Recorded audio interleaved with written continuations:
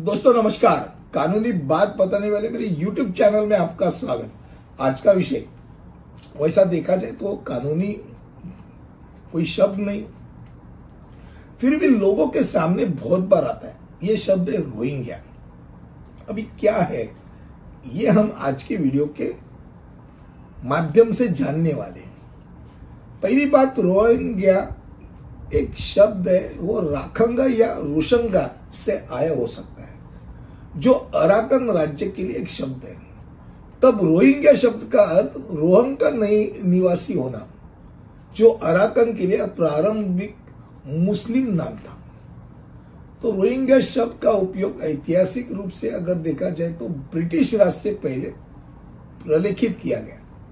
और बांग्लादेश जो है और म्यांमार के मूल रहवासी है, और इनका क्षेत्र दक्षिणी पूर्व चटगांव डिवीजन यानी बांग्लादेश का निचली हिस्सा और राखीन राज्य वो म्यांमार वाला ऊपरी हिस्सा, इनमें वो समाया हुआ है। अब रोहिंग्या लोगों की अगर बात करें तो दुनिया के सबसे कम वांछित लोगों में से एक बताया जाता है। भाई इनको तो सबसे कम चाहा जाता है। संयुक्त राष्ट्र ने माना है कि भाई दुनिया के सबसे अधिक सताए गए अल्पसंख्यकों में से ये एक है। रोहिंग्या को स्वतंत्र रूप से घूमने फिरने का अधिकार नहीं, उनको उच्च शिक्षा प्राप्त करने का अधिकार नहीं। 1982 में जब बर्मी राष्ट्रीयता कानून लागू किया गया तब उन्हें आधिकारिक तौर पर बर्मी नागरिकता से वंचित रखा गया, यानी अभी वो बर्मा में भी रह रहे हैं, वो भी बर्मा नागरिक नहीं।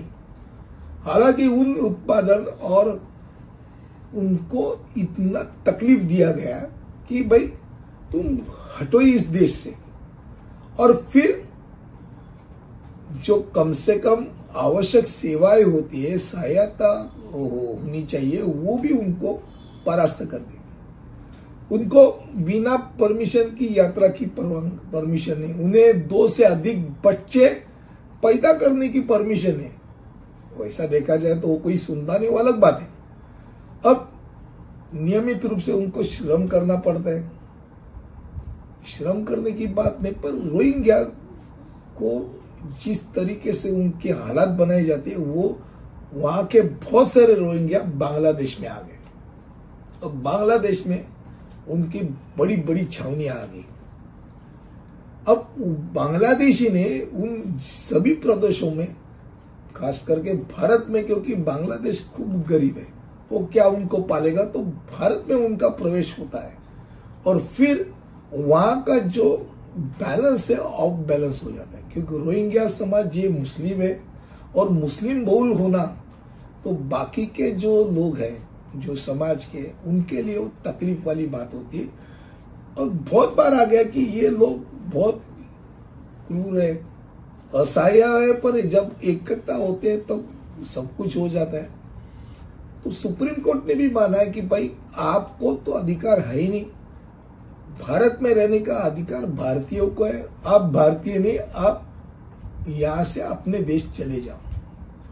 आज का जो विषय था वो रोहिंग्या क्या होता है, इसके ऊपर था। मुझे लगता है कम शब्दों में आपके सामने मैंने रखा। अगले वीडियो में ऐसे ही कुछ लेके आऊंगा, तब तक यही रुकता हूं। धन्यवाद।